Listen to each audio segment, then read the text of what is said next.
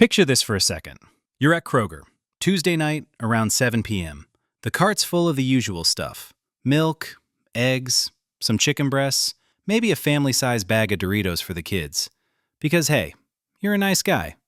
Nothing crazy. You get to the register, the cashier scans everything.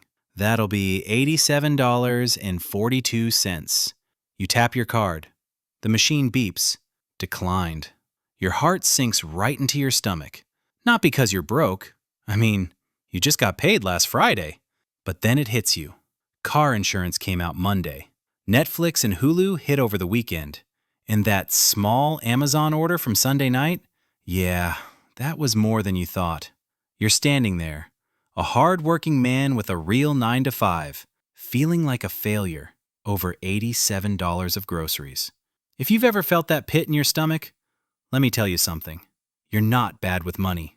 You're just caught in a system that was designed to keep you at exactly zero. You know what's crazy? The internet is full of 20-year-olds in rented Lambos telling you about your first 100,000. They show you crypto charts and talk about compound interest like it's some kind of magic trick. But when you're staring at $114 in your checking account, talking about $100,000 is like talking about Mars. It's not even real. To you, the real mountain isn't $100,000. It's the first $1,000. Because $1,000 is the difference between a flat tire being annoying or life-shattering. $1,000 is the wall that protects your family. And for most Americans, building that wall feels impossible. Why? Is it math? No.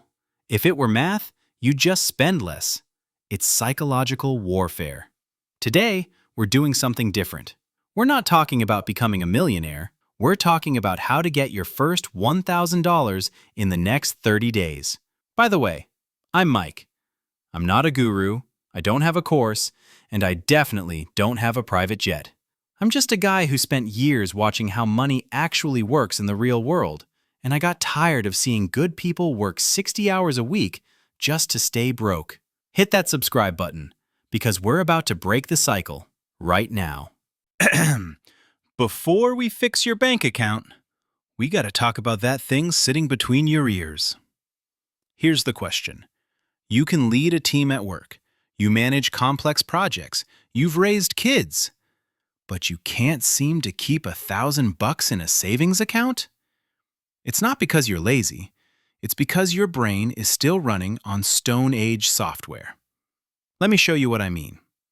You're walking through Home Depot on a Saturday morning. You see that DeWalt power tool set on sale. Normally $349. Today, $199. Your brain doesn't think, do I need this? Your brain screams, grab it before it's gone! It's yellow and it comes with a free bag! Or you're scrolling Amazon at 11 p.m. Limited time deal, 43% off. Your finger hovers over buy now. Not because you need it, but because your brain hates the idea of losing out. Psychologists call this temporal discounting. Fancy words for your brain wants a small hit of dopamine today instead of security 10 years from now. To your biology, the future version of you, the one who's 65 and needs to retire, is a complete stranger. Saving money feels like taking your paycheck and handing it to some guy you've never met. Look, I get it. I've been there.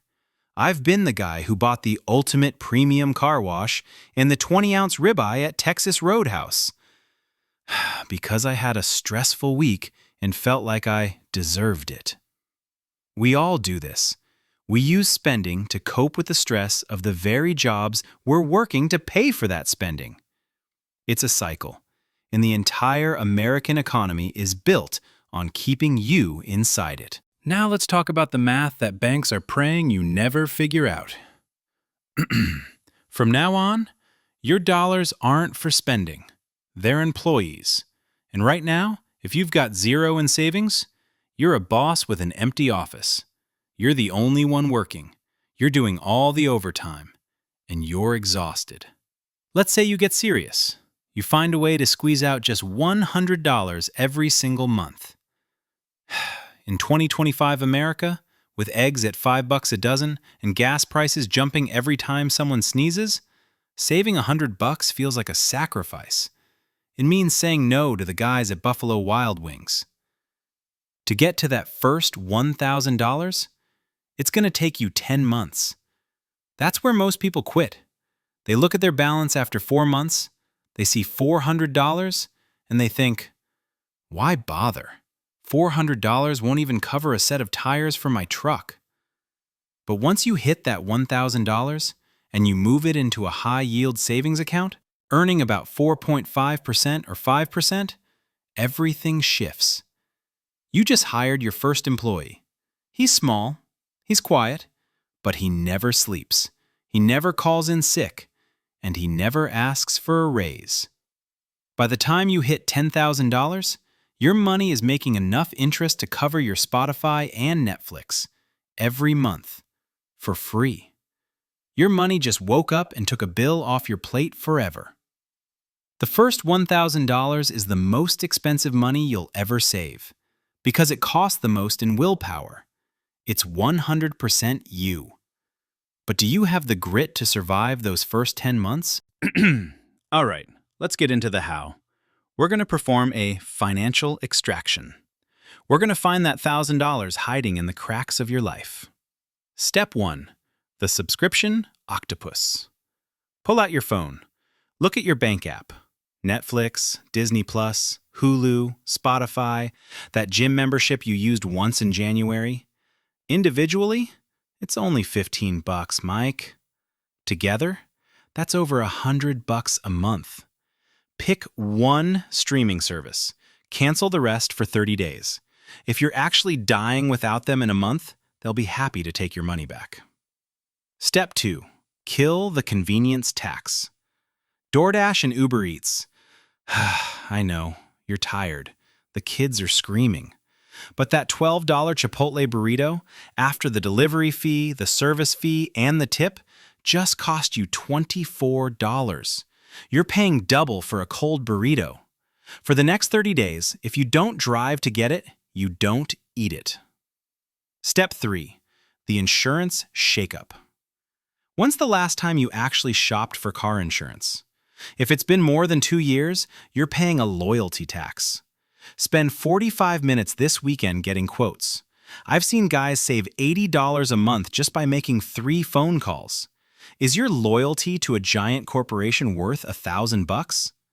I didn't think so. Step 4. The 24-hour rule. We live in the age of one-click dopamine. From now on, if it's not groceries or gas, it stays in the cart for 24 hours. No exceptions. You'll find that 80% of the stuff you needed at midnight looks like absolute junk by noon the next day. Look, I'm not going to tell you this is easy. If it were easy, every guy in America would be sitting on a pile of cash. That first $1,000 is the hardest thing you'll do.